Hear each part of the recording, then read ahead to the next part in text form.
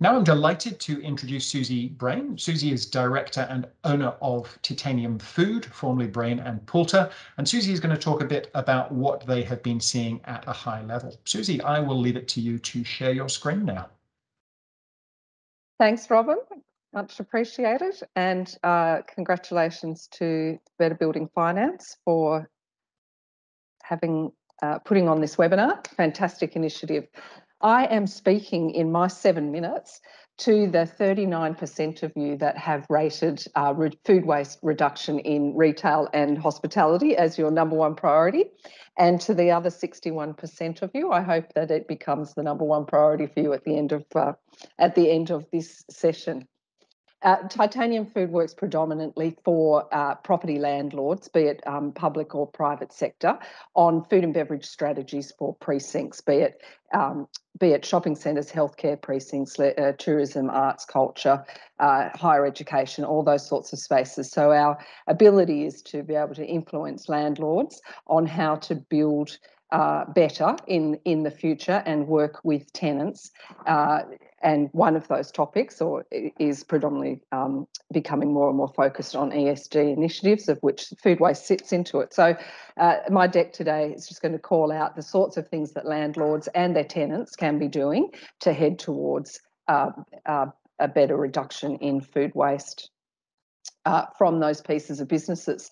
So taking all of Robin's really big picture information and dialing it down to the hospitality sector, specifically in Australia, out of the 60,000 plus restaurants, cafes and takeaway outlets that we've got around this country, nearly 70% of all waste that they generate is actually food waste that we're talking about. And if we drill into that a little bit more, that 70% of waste that they're generating, 95% of that could actually be recycled or composted rather than going to landfill.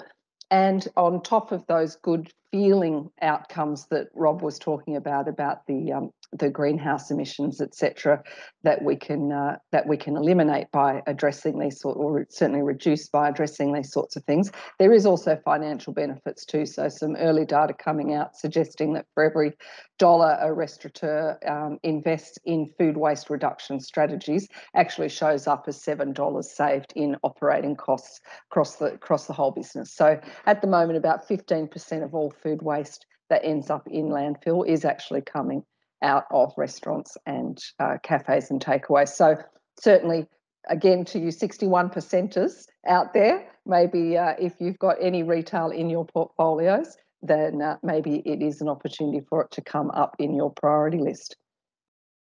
So a couple of landlord best practice initiatives. It is, as I said, just starting to really gain momentum now as most of the property sector starts to head towards setting their own sort of net zero targets. But a really good property development example is Fraser's and their Burwood Brickworks shopping centre in Victoria, where there's a whole bunch of ESG initiatives, but certainly in the food waste sector here, they worked very early on with the retailers to set the vision for what the outcomes for this shopping centre was to be, which was 6-star Green Star.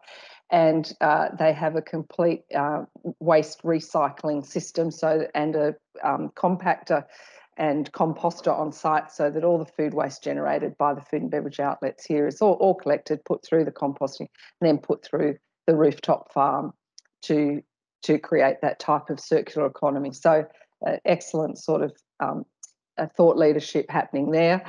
The impacts, though, as a property developer, we do start to see some impacts as we move to reducing food waste. We do have to see an increase in back of house planning, so generally more space allowed for in the loading docks to allow for compactors and the various waste streams, and likewise in tenancies themselves, where we have traditionally planned for 2 to 3 waste allowance for 2 to 3 waste streams, we can go up as high as 7 different waste streams having to go into the tenancy. So we do need to have some good planning at the early stages and conversations between landlord, tenant and their designers to make sure that we accommodate for these sorts of initiatives being able to be implemented.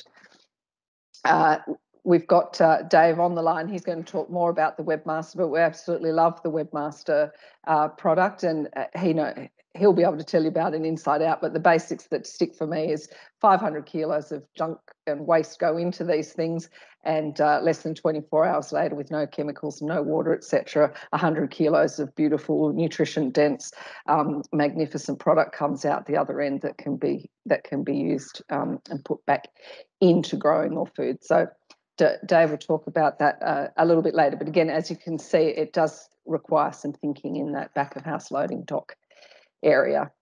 The other area is, of course, when we let the consumer be in charge of the recycling in the common areas of many food and beverage developments. So I'm talking the seating areas of food halls and food courts. And we have been able to test and measure over the years the sorts of outcomes of effective recycling versus commingling of those bin stations, where we're asking the customers to then go and deposit their takeaway foods and products. So we have kind of been able to say that the more beautiful the designed waste recycling, the less effective. So we've sort of got a good, better, best and brilliant kind of outcome. And as you can see by those photos, that in fact the bigger and uglier the end game, having the signage at eye level in the better and best versions, as opposed to in the basic and good, where you see the signage is actually below eye level, etc. They do end up with having not as effective outcomes in the way that the waste is collected in the right spots to allow for its full use. So there's sorts of things that we help our clients and designers to work through to get good outcomes there.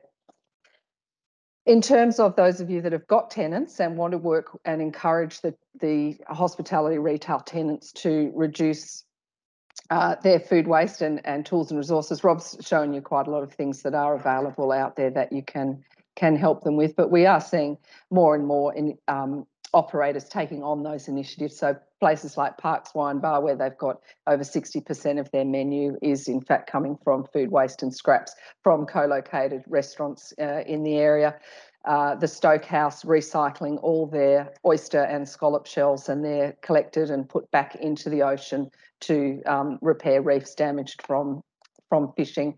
And the Harvest Dinner Group, who do Wasted Wednesdays, which is a pop-up to educate the community of Wollongong on different ways to use potentially wasted products, food products in the future. So these are all sorts of best practice examples that you can encourage your operators to take on.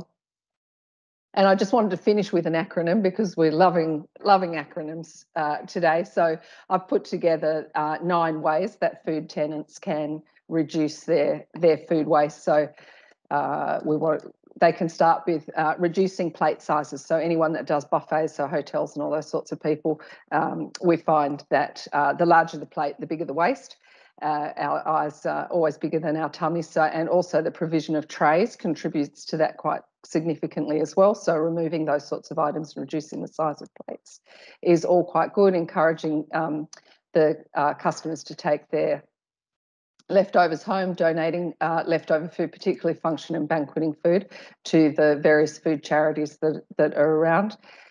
Helps plenty. Utilising more of the food parts. So for any chefs that are on the line, we've always been told only to use the white parts of leeks, for example, but there's lots and lots of uses for those green tops that can be cooked longer and slower and create lots of additional flavours and depth and texture and things to your food. The celery leaves, another one that comes to mind.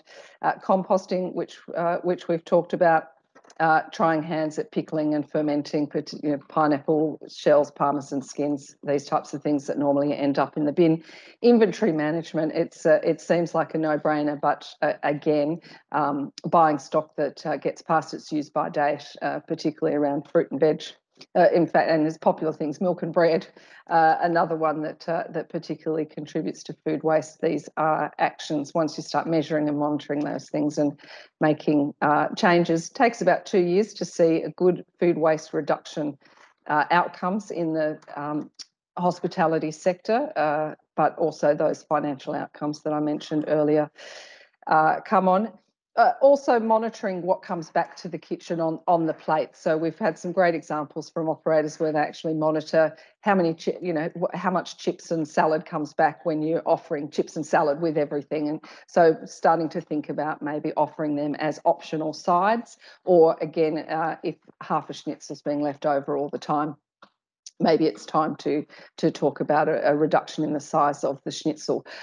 It's probably a good time to quickly just mention too that the younger generation is changing away from this value-driven mindset that came out of the older generations that forced us into these large plate sizes and this kind of value. So we're seeing now when we're running procurement tenders for councils or for larger cultural institutions, etc., the younger members of our evaluation panels are more interested in the ESG and circular economy principles and practices of the operators in making their selection of who they want to be the operator of these venues, as opposed to those things of the past, which was all about value and lower prices and that type of thing. So there is a change happening and well worth revisiting that.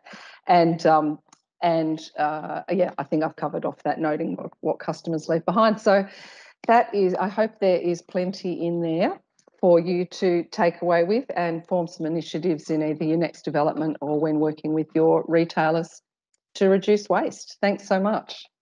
Thank you, Suzee. That was amazing. That was a lightning tour, but also thank you for ending on such a useful acronym. We might ask if we can circulate that because there was some really valuable information in there. I know you had a poll question, Suzee, that you wanted to ask. Should we put that up on screen now briefly? Sure thing. That would be great. Thanks, Suzette. So the question there, of all the ESG priorities you have in your organisation, where does reducing food waste from retail food and beverage outlets sit as a priority? And you can choose there from top of the list, it's number 1, to not on the list yet. So if we can give you another 10 seconds just to complete that poll, please.